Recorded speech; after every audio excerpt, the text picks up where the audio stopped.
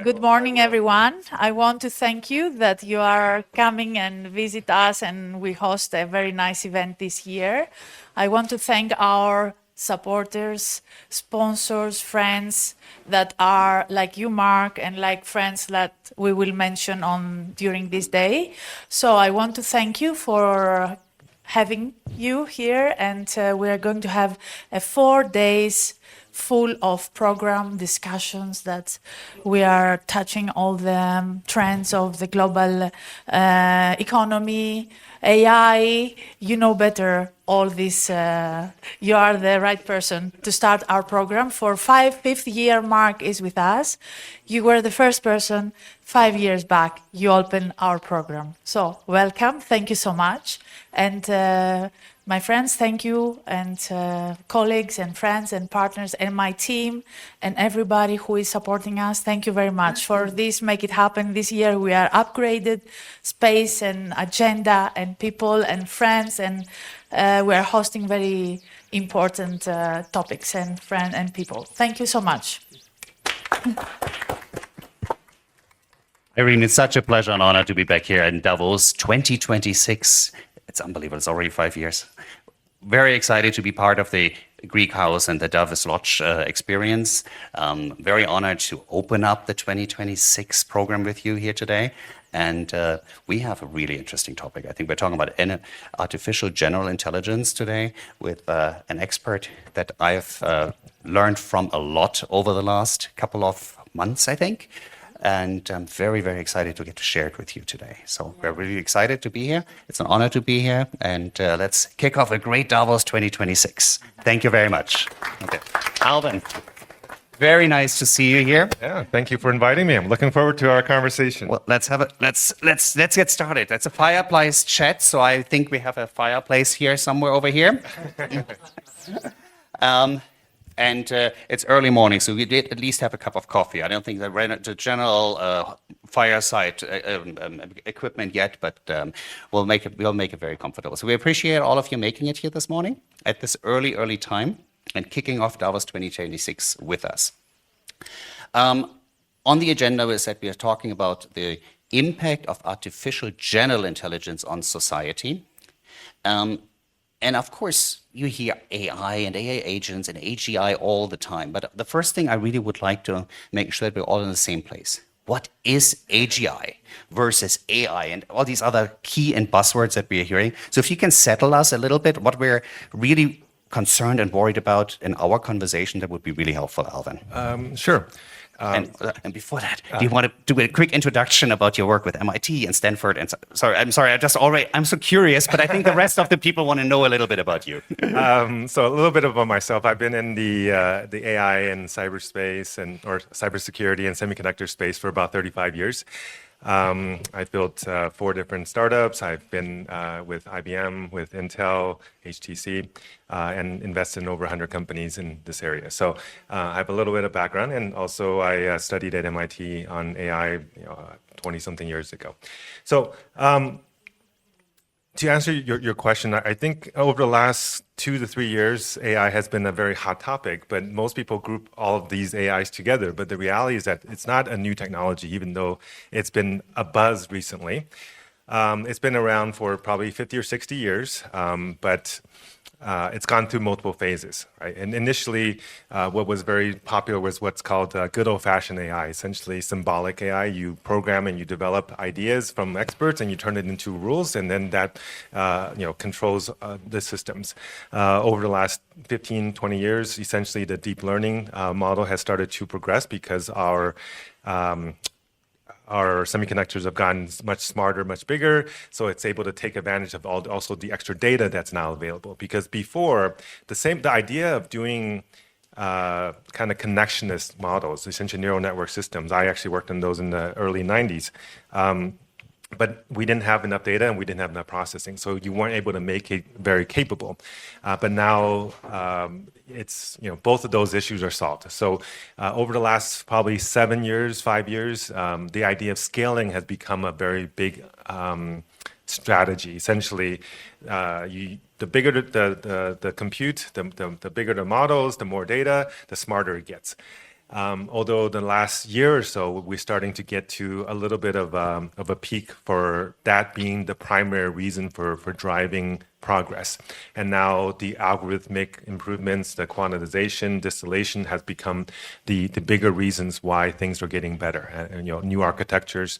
So essentially, what we have now is people have been talking about the idea of AGI for a very long time. And AGI stands for Artificial General Intelligence, which has a lot of people with different definitions, but the general agreed right now is that it's a self-improving AI that gets smarter and can essentially do any cognitive task. Some people say it also has to do physical tasks, but that's not really a common agreement.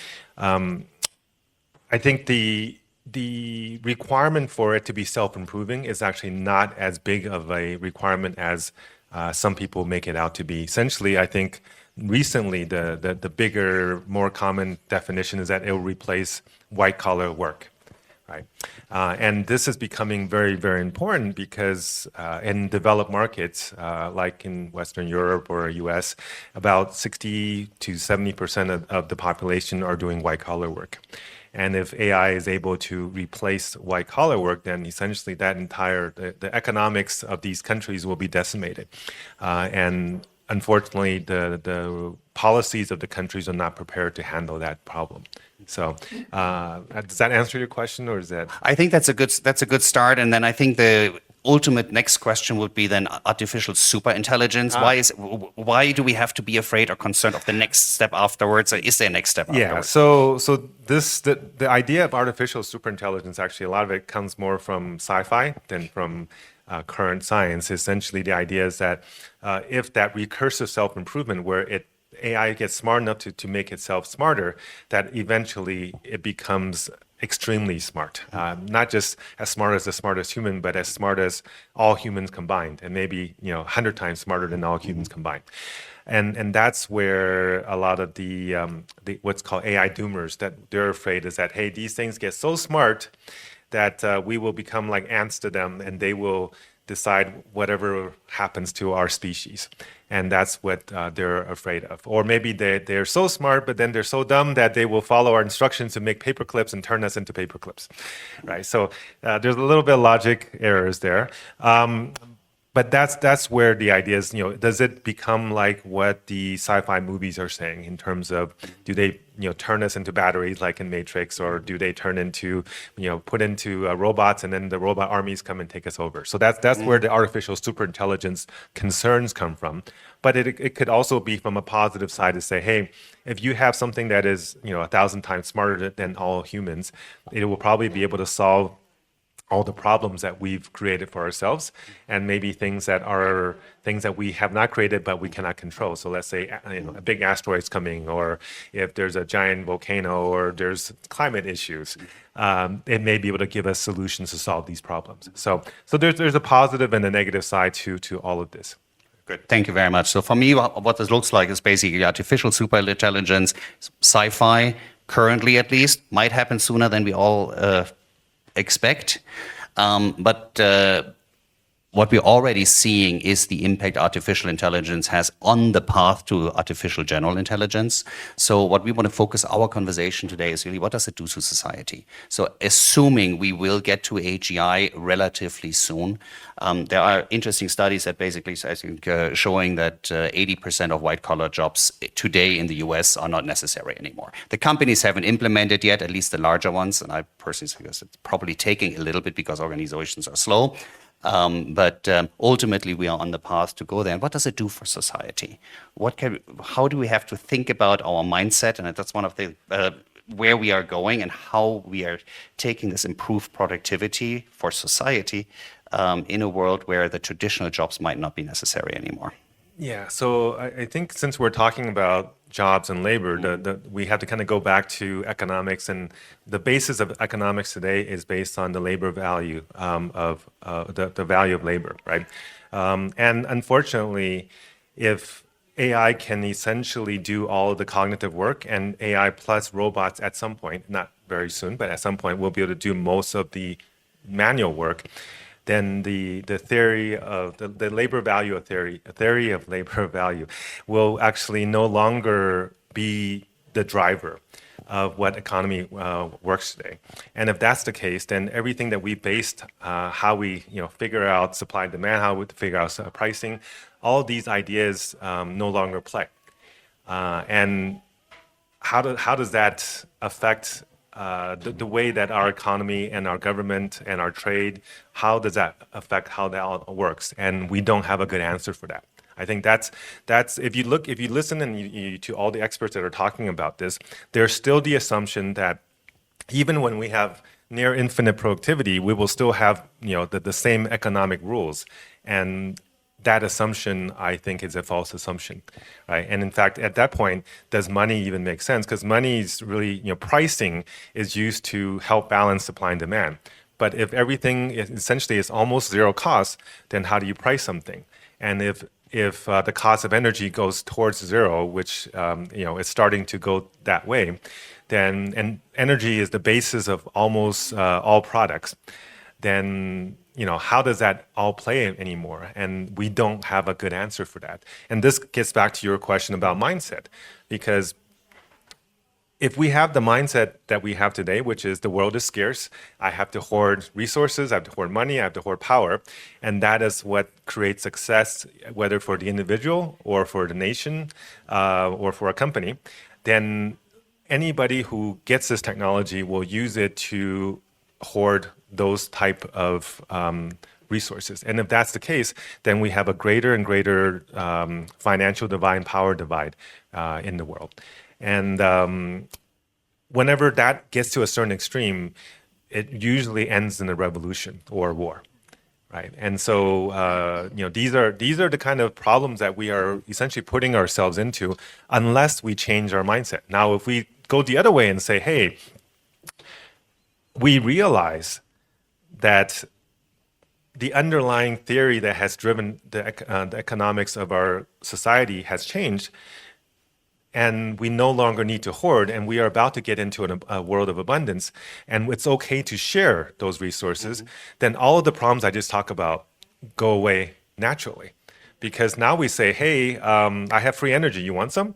Hey, I have this free product, would you like some? I have free medicine, would you like some? Whereas today, everything is talking about maximizing profit and controlling resources. And if we share everywhere, then there's a lot less inequality and concentration of power, which means there's no reason for a revolution or war. In fact, why would I even send my child to go 1,000 or 10,000 miles away to go kill somebody else's child to get their resources when I have all the resources I need, right? So all the reasons, a lot of the societal problems that we have could naturally go away if we change our mindset. That sounds really like a beautiful Star Trek world of abundance. I think, Elon Musk called it the universal high income for everybody because there's just so many resources out there. Sounds like a beautiful world. How realistic is that really? Come on, Alvin. Well, that's the problem today, is that I think it's the right thing to do, but it is one of the hardest things that we can do right now, because everybody in power, whether controlling companies or countries, have spent their entire life being taught that success comes from gathering power and resource. And to change that mindset, it's the most important thing we need to do. But it is actually if it's also the easiest decision that we can do to change the outcome. But it is the hardest thing to change because we have to get everybody to agree. Right. So it is a difficult problem, and I think Elon takes an overly simplistic view of how we're going to make that transition. Because I saw his interview maybe 2 weeks ago, and he just said, it's going to be high productivity. We're going to give everybody universal high income. It's going to be amazing. But the transition is really the hard part. How do you get people to transition the way we operate? Because all of our institutions that we have today and all the economic system that we have today incentivize us to do the wrong thing. So we are here at the World Economic Forum environment, but it's all about collaboration, and we're talking about our differences and figuring it out. So the right people are here. Yes. On the other hand, I think there are probably cultures or areas that are a little bit further ahead. Do you think, you said when we all need to agree, is it on a country level? Is it on a nation state level? Is it a community level? Is it on a global level? How do we approach this? So I think on the short term, actually, national level is probably enough to get things started. The problems that we're talking about, where we get to such a level of inequality where we need to start having either civil wars or governmental wars, is probably still a few years away. But if the countries themselves, if leaders are enlightened enough in specific countries, they could start to implement certain types of social safety nets, certain types of taxation models that allow a gradual shift of human employment to more AI enabled or supplemented employment, right?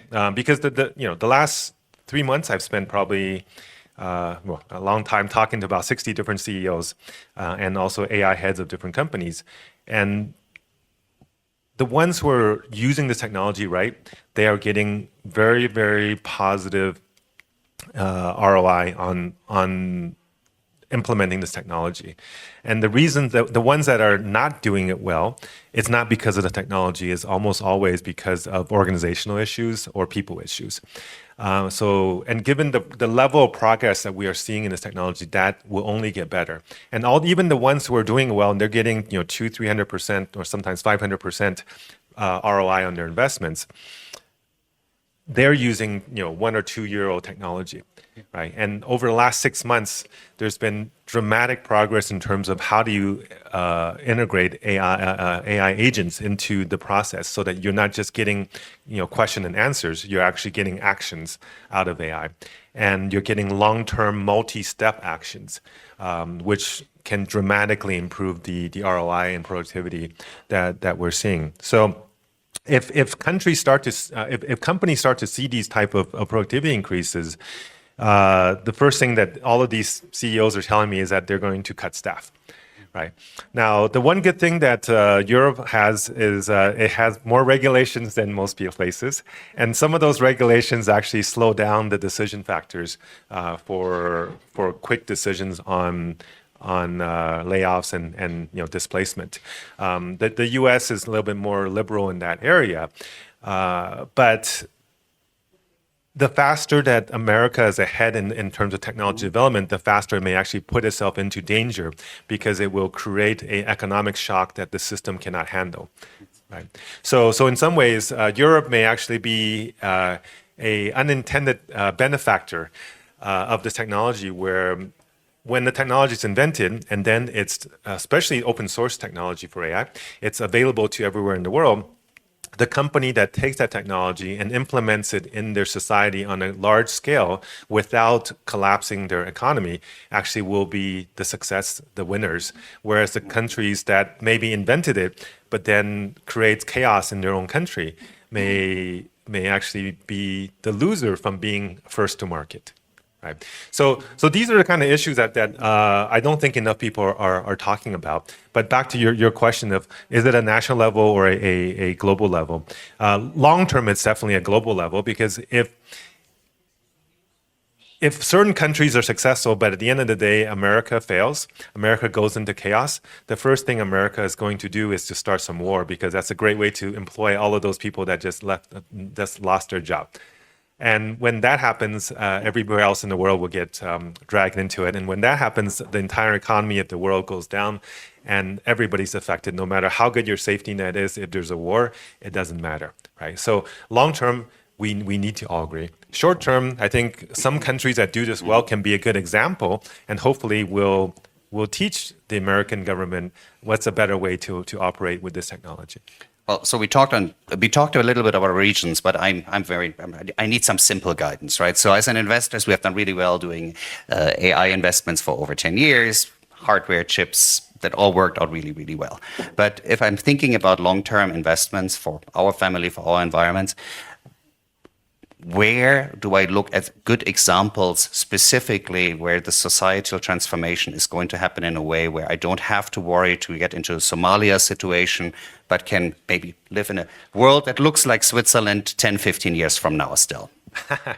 I don't have a crystal ball to the future, so I don't know if I can tell you 10 or 15 years. In fact, I think 5 years from now, I don't think anybody actually in the world right now can tell you what anywhere in the world will look like, because it really depends on the decisions that are being made in the near term by the leaders that are actually here this week, right? If they do the right things and they decide to start to see AI as a public good and share and be willing to share the benefits of what's created, and not fight for it, and not trying to create a race where they're racing to a non-finish line, but drags all the resources of the world towards it.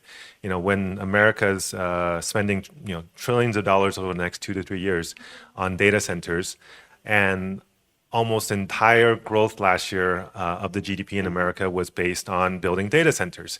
There's a very good chance that in the next 12 months or maybe 18 months, people are going to wake up to say, hey, there's not enough return on these trillions of dollars investment, which will result in canceling of orders for chips. And as soon as that happens, then the entire ecosystem around AI and computing, and whether private and public, will have a major correction. And that will also drag the rest of the world, even if it's right now mostly driven by American markets. When that happens, the rest of the world will be infected as well. So it's a global contagion. So I don't think there's a safe place you can go and hide and say I'm going to hide in a particular market or a particular sector. But if you look at in the longer run, back in the 2000 dot-com bubble, within 4 or 5 years, most things started to recover. But there's a significant period of time. This is assuming there's no war. If there's a war, then all the bets are off. So you said it's hard to predict the next 5 or 10 years. I get that one, but I don't want to let you off the hook that easily. And you said we have all these world leaders around here. So if you would be able to get in front of them and said, imagine the world 20 years from now, what are the steps they should take today, not tomorrow, but really starting to take today to get us onto a future that 20 years from now is good for the global population? Yeah. In fact, I recently wrote a paper for Stanford specifically about this issue. If you guys have a chance, look for the paper called Beyond Rivalry. It's part of the Stanford Digilist papers. And I essentially have a multi-point, like a 7-point plan on how to resolve it. One is how to resolve the U.S.-China tension, and then 2 is how do you create a soft landing for America, because America is actually the key linchpin. If they fail, the rest of the world gets dragged down with it. And then 3rd is how do you create a global plan to create more spreading of the good to lesser developed countries, so that you can reduce the inequality or the concentration of power. So I have something called the global data pool for AI, which allows all of the world's data to come together. Right now, what we're doing is every country is hoarding their own data because they say, hey, I need sovereign AI, and sovereign AI needs to represent me. But when everybody hoards their data, then the data that are being put into the foundational models that are going for everybody else won't have their data. And so it is a biased view of the world.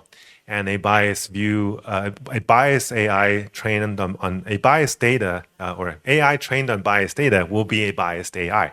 And it will give you inaccurate and incomplete solutions. But if everybody's data can be then, and everybody's perspective, everybody's history and language can be included into this data pool, then that AI will actually be able to take into all of the people's perspectives, all the nations' perspectives, in terms of recommendations that they give you. And that will help us make a lot better decisions, right? And so right now, we also have hundreds of labs around the world that are duplicating the effort to build AI. They're all making AI that are within 2 or 3% of each other. Every 2 to 3 weeks, there's a switching of place, which is essentially commoditizing the technology. And it is a complete duplication of effort and waste of resources, right? The reason that we have to build trillions of dollars of data centers is because we're doing it 200 times. If we decide that we should create something called the CERN for AI, that idea has been around for a while, but it hasn't had a lot of traction. I think that would be a good direction where we pool the resources of the world, pool the data research scientists of the world, and the data of the world together to help create a more global model. Of course, you can still create specific models for each country, but based on this bigger global foundational model, right? Now, for the U.S. and actually even for a lot of the other countries that will be highly impacted by job displacement, I propose something called the GI Bill for the AI age. So during the Second World War in America, after World War II ended, there was 15 million soldiers coming back to the society without a job waiting for them. That's a very big shock to the system. And America said, okay, we're going to be smart. We're going to give them free college education. We're going to give them 1 or 2 years stipend. We're going to give them free medical, and we're going to give them free housing loans. And that allowed them to have a smooth, soft landing back into society and created an immense educated public. That could now be a workforce to help grow the economy and actually help to create what the power of what America became successful as the most powerful nation today. That can also be applied not just in America, but really for all countries, particularly I think Western Europe, because they also have around 60 to 65% white collar workers. Right? If you look at Africa or Southeast Asia, other places, they're more in the 20, 30, 40%. So they're going to be less impacted by the early AI displacement issues. And then lastly, I have this proposal called the Marshall Plan for AI. Right.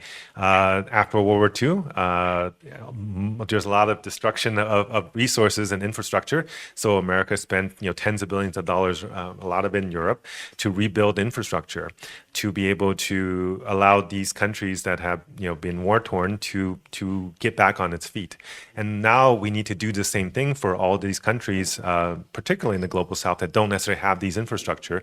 But we're not doing it as a charity. It's actually enlightened self-interest, because if you make sure that the rest of the world keeps up, then there isn't going to be mass migration, there isn't going to be shocks to the economic system, there isn't going to be a sense of unfairness and a reason for tension and reason for conflict.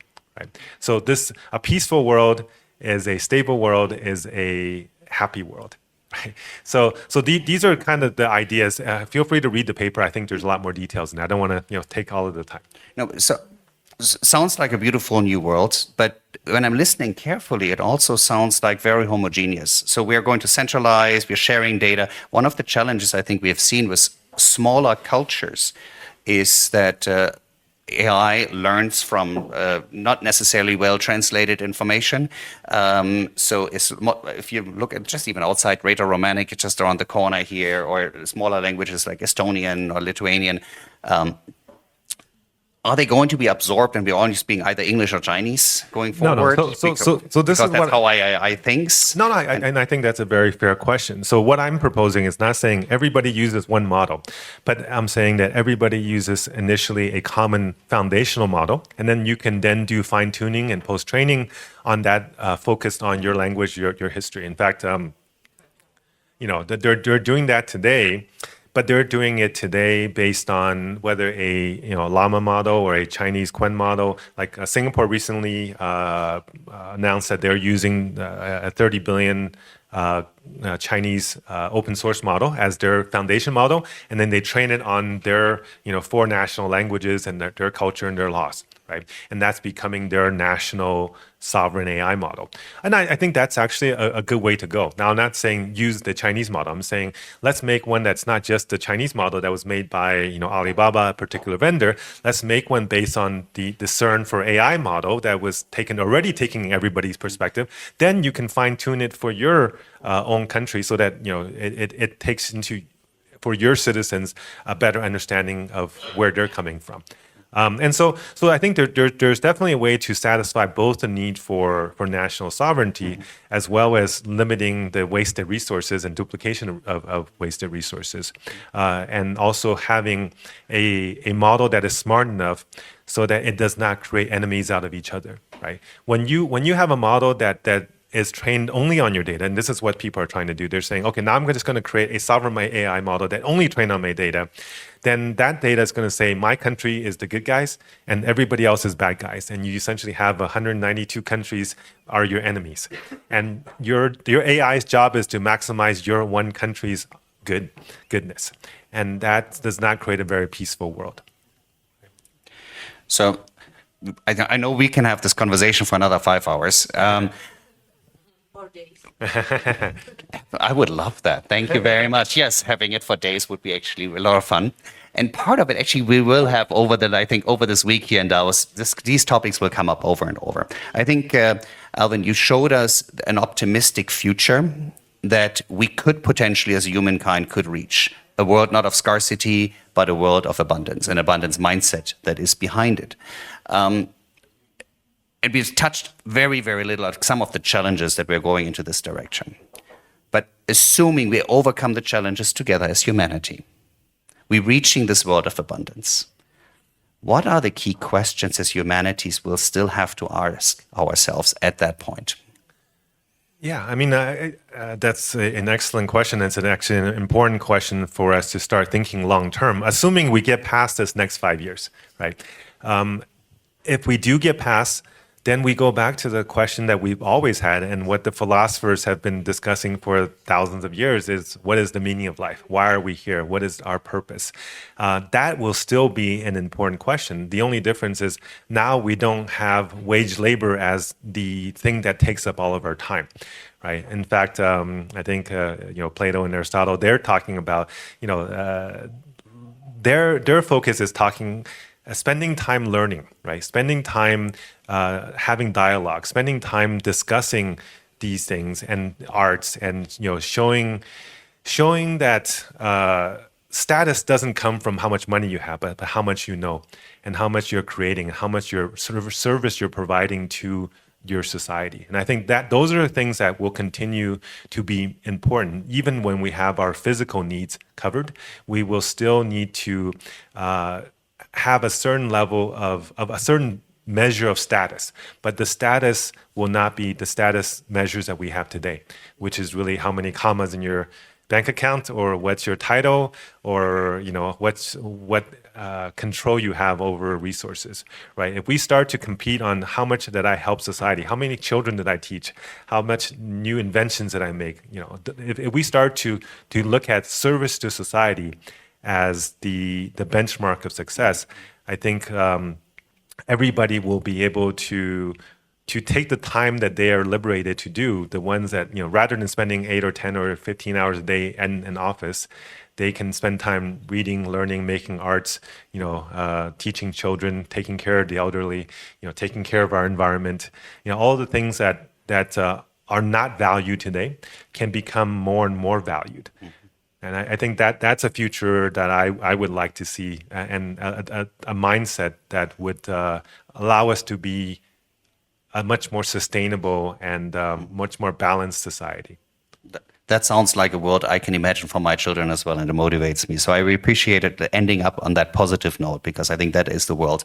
If we all work together and we really embrace our change, our mindset change from scarcity to abundance, I think that's something I think I at least can get behind it. Yeah, Thank you. No, I appreciate it.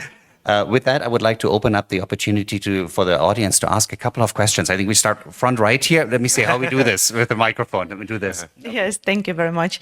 I have so many questions. Oh. It is very, very hard to stay with one. So you said that's the world of abundance will happen in 5 years approximately. Well, no, I said the decisions that we make in the next 5 years decides the trajectory we go to. Yes, exactly. Yes. It can lead us to that, but we Yes. still have a couple of years get through to get there, to Yes. get to the world of abundance. So it's not too late to make these decisions, and it's not too late to start to head towards change. Mm-hmm. But I think within 5 years, we have to make a decision, right? And that the people in power have to have realized that the path that we are on is not a sustainable path. Okay, so now we are on the edge of possible war that Yes. can happen if it's going to be a really big problem with the labor labor force. Yes. So talking about us, what can we do?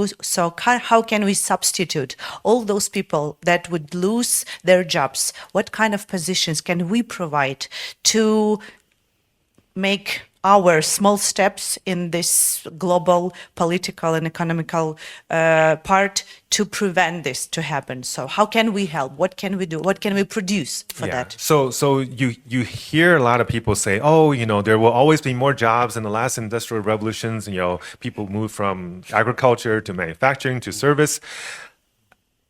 The difference this time is that we've kind of gotten to the peak of where we as a being, as a species, have been advantaged over other animals, right? Before, we moved from manual work to cognitive work, now to essentially service work. But very soon, what else is there left? When the cognitive work, which we have prided ourselves, Homo sapiens is the knowing one, is that we pride ourselves on our knowledge and our intelligence. If that is no longer true, if these machines are smarter than us, what can we do? And I think the thing that we can still offer value in is what I mentioned earlier, is the things that are human-to-human services, teaching children, taking care of the elderly, caring for each other.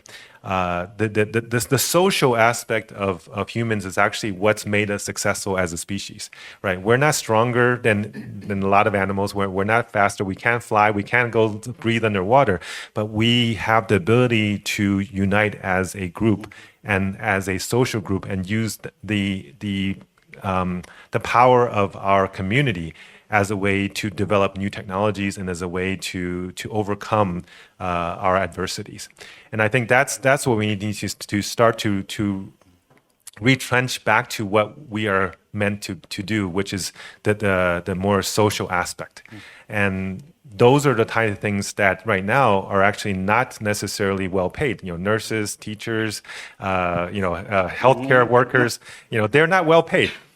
Right. But this is also why I talked about we need to have this GI Bill for the AI age, is that we need to have a supplement to, one is that we need to slow down the displacement so things don't happen overnight to go from 100% employment to 70 or 30, 50% employment, right?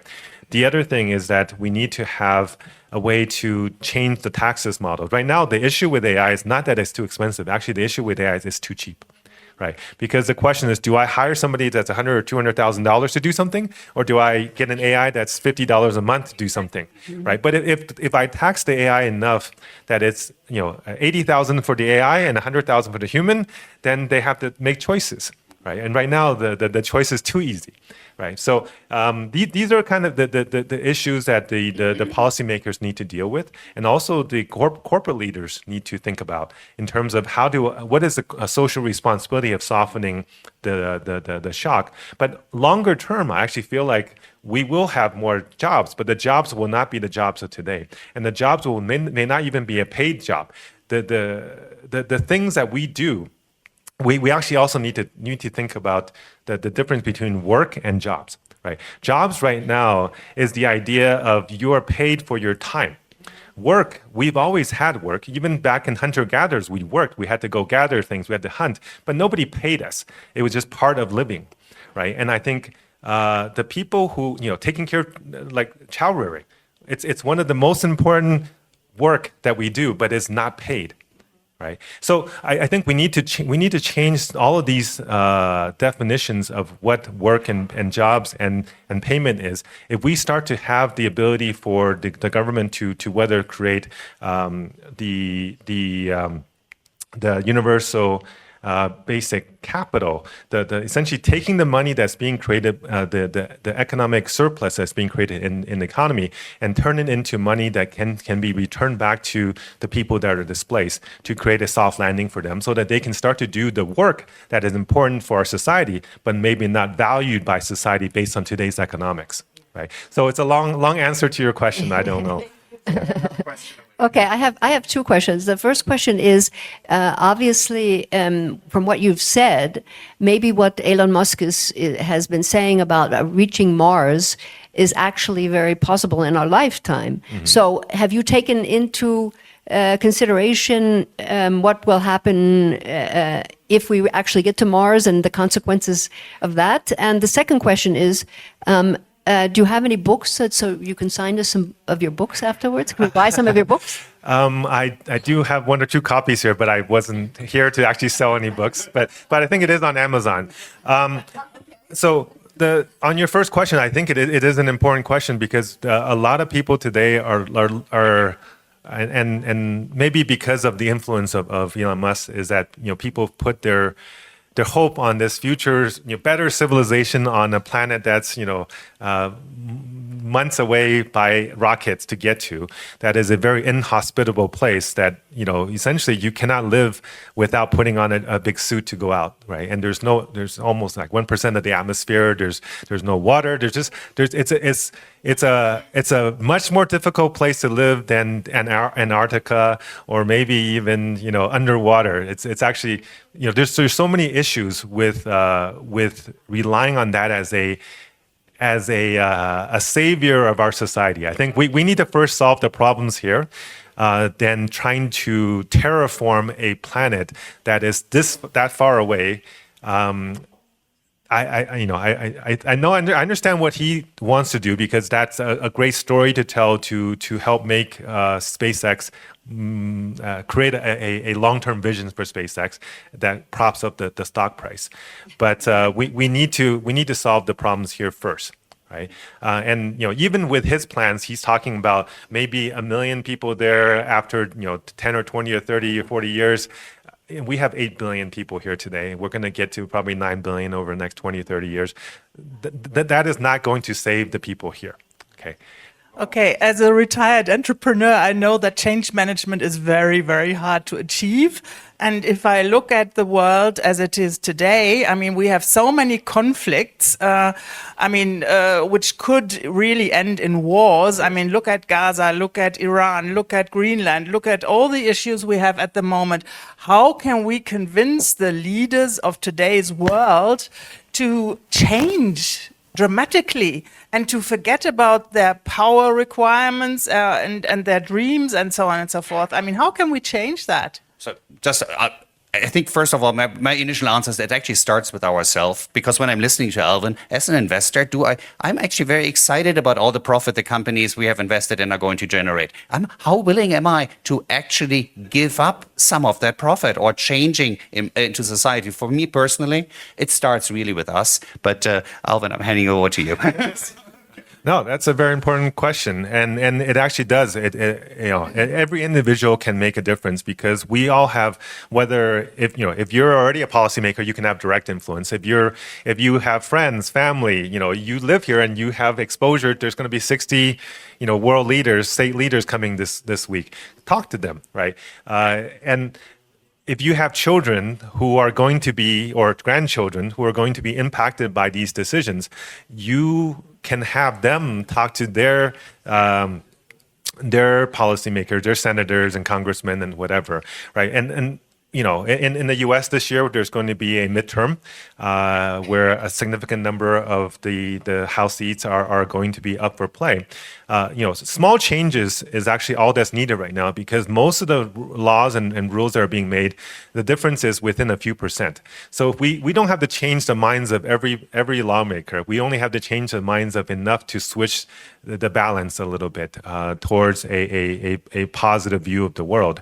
And at the end of the day, even the people who are, have been trained on hoarding power, they also have children and grandchildren, and they also want a world that does not have war, right? Because no matter how much money you have, if you cannot go outside, it is not a world that I think anybody wants to live in. In fact, one of the things I've recently done is that I created a VR experience where it shows you the 3 possible futures that are coming, and allows you to put yourself teleport into that future so that you can viscerally feel it.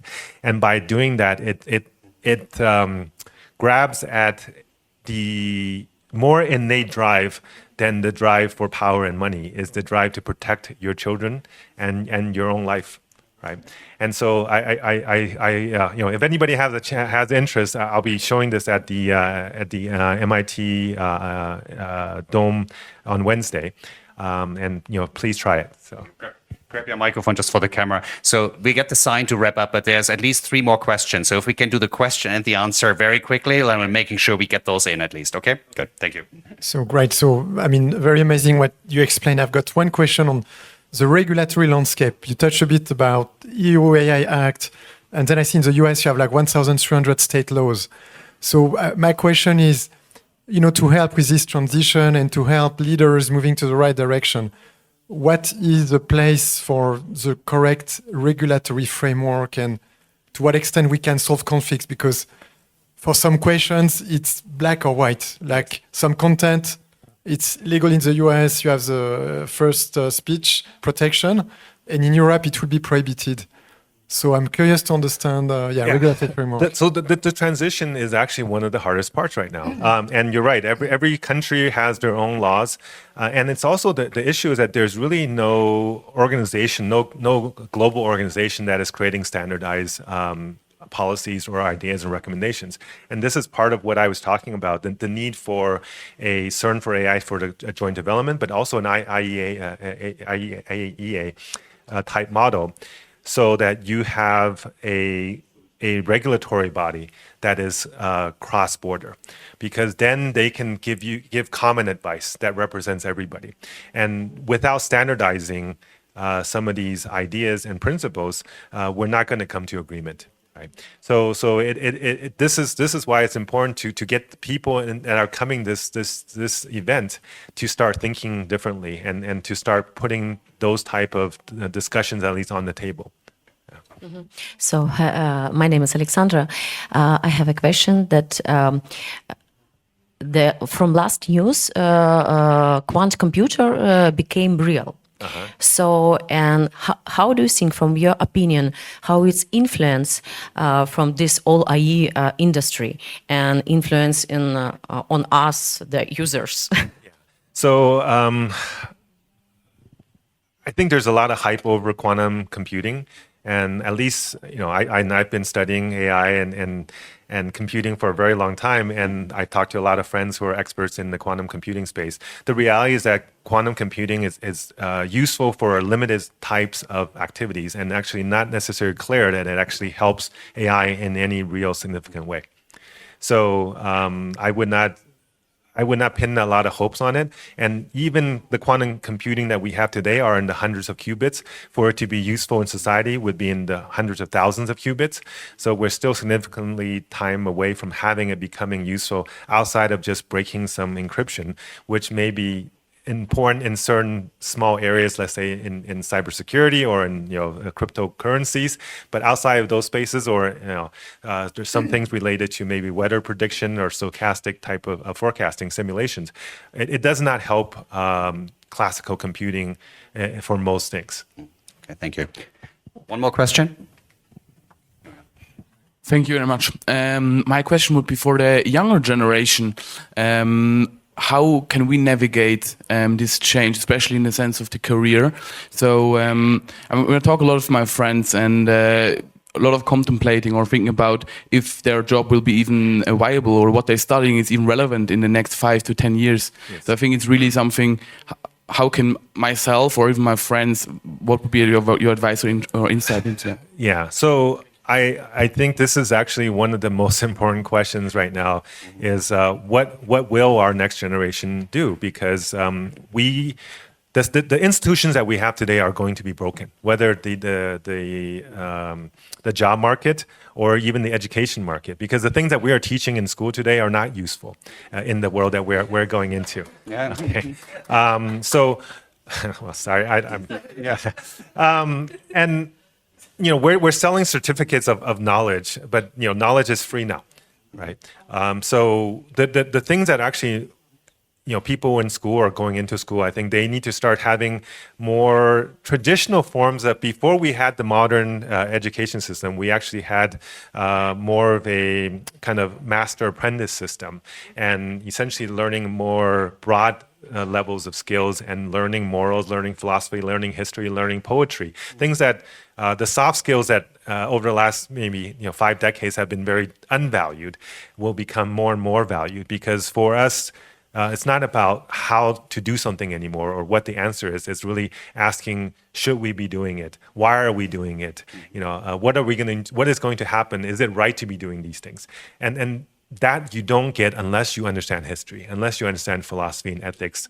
And we don't teach that in school, at least not very much, right? And so those are the kind of things I would like our young people to start focusing on, because then they can go and help make better decisions, not just give answers. Because if we only can calculate something, we cannot compete with machines, and the value that individuals will add to society will be very, very limited. In fact, if anything, we will start to be controlled by machines, because the machines will start knowing you very well. It will be able to recommend what you need to be doing, and you just follow because you have no direct thinking. You don't have any of your own ideas. Thank you very much. So first of all, thank you for the audience for the fabulous questions and the conversations. Alvin, thank you so much for guiding us through this morning and kicking off the week. I really appreciate the conversations. I'm more hopeful than I was an hour ago, so I appreciate it. Oh, that's good to hear. I think there is people. No, there is. So there is a path. It is going to be hard. There's a lot of transformation in a variety of things of how we have to think about our world and how we have to interact with each other and our governments and our societies to hopefully get us into a world that we like better than the one today. Yes. But it's a hard journey, and we all have to work on this together. And I think that's really the key. And thank you for those amazing questions, because I think you really thought about this issue. And my one thing to lead for you is you cannot let the default happen. If we don't do anything, the default that we are headed to is not a future any of us want to live in. So if you want to have a better future, you need to think about what can you do on an individual basis, or as a business leader or as a policymaker. What can you do to change the trajectory? You may not be able to fully change it, but you can nudge it. And if enough people are nudging it, we will get it onto the right path. So. Thank you. So thank you, Alvin. Thank you, audience. Thank you for the Davos Lodge for giving us the opportunity to kick off this week. Thank you so much. Appreciate it. Thank you.